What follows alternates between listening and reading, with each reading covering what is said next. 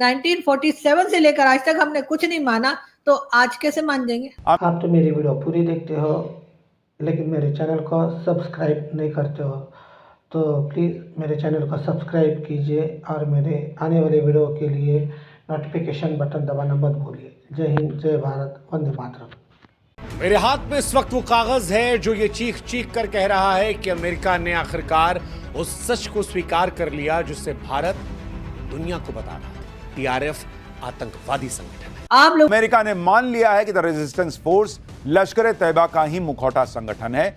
इसका सीधा मतलब यह है कि अमेरिका ने पाकिस्तान को इशारा दे दिया है कि भारत मारेगा तो अमेरिका पाकिस्तान को बचा नहीं पाएगा। आपका क्या ख्याल है, अमेरिका ने क्यों इस ग्रुप को सैंक्शन किया है इस वक्त? What do you make of this? Sir, कुछ पॉइंट्स उनके हाथ में आए होंगे जब भी किया होगा ना, कुछ ऐसे बस सिर्फ इसलिए कि उनको ऐसा लगा।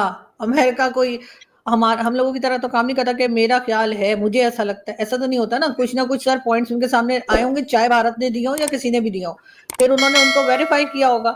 अगर भारत भी कर रहा है तब भी वो वेरीफाई करेंगे। भारत के सिर्फ कह देना तो काफी नहीं होगा, वरना तो अभी तक यहाँ पर जितने लोग इनमें से आधे तो अरेस्ट हो गए होते।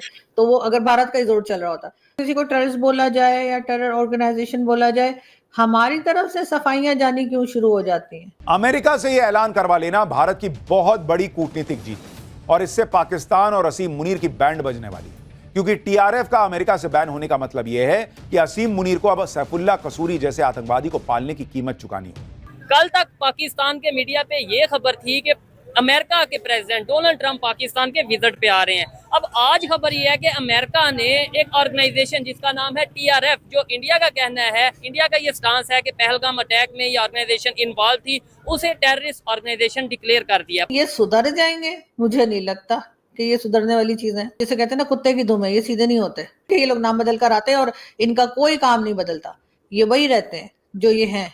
भारत तो पहले दिन से जानता था कि पहलगाम अटैक में टीआरएफ का हाथ है, लेकिन अब अमेरिका से टीआरएफ को वैश्विक आतंकी संगठन घोषित करवाकर कैसे मोदी ने मुनीर को झटका दिया है, यह भी आपको समझना चाहिए। लश्कर तैयबा उन्होंने हमें टेररिस्ट डिक्लेयर करना है और ये हमें टेररिस्ट बोल के उन्होंने अपने फायदे लेने हैं। तो पाकिस्तान को तो फिर यूएन के ऊपर केस कर देना चाहिए कि ये लोग तो बेचारे डिसमेंटल हो गए, तो काम ही कुछ नहीं कर रहे, ये तो टोपियां सी के गुजारा कर रहे हैं और आपने इनको टेरर ऑर्गेनाइजेशन डिक्लेयर कर दिया है। तो हम उनके ऊपर केस क्यों नहीं कर देते? इंटरनेशनल कोर्ट ऑफ जस्टिस में जाएं और कहें देखो इतने आम से लोग हैं बेचारे, इतने गरीब लोग हैं, इतने सीधे हो गए, तो तीर की तरह सीधे हो गए और आप लोग इनका नाम डाले जा रहे हैं, तो उनके ऊपर उल्टा केस कर दे पाकिस्तान जाके, अगर इतना ही कॉन्फिडेंट है लोग। जबकि आप जानते हैं कि ये लोग नाम बदल कर आते हैं और इनका कोई काम नहीं बदलता, ये वही रहते हैं जो ये हैं। ये वो जिसे कहते हैं ना कुत्ते की दुम है, ये सीधे नहीं होते। लेकिन ये सुधर जाएंगे? मुझे नहीं लगता कि ये सुधरने वाली चीजें हैं। आपको नहीं लगता ये बेसिकली अमेरिका ने एक पॉलिटिकली मोटिवेशन था कि भाई चलो इंडिया को खुश कर दें, पहले नाराज थे हमसे क्योंकि हमने इनकी मदद वगैरह नहीं की पाकिस्तान के खिलाफ में? आपको नहीं लगता ये सियासी चाल अमेरिका ने खेली? मैं तो ये समझता हूँ।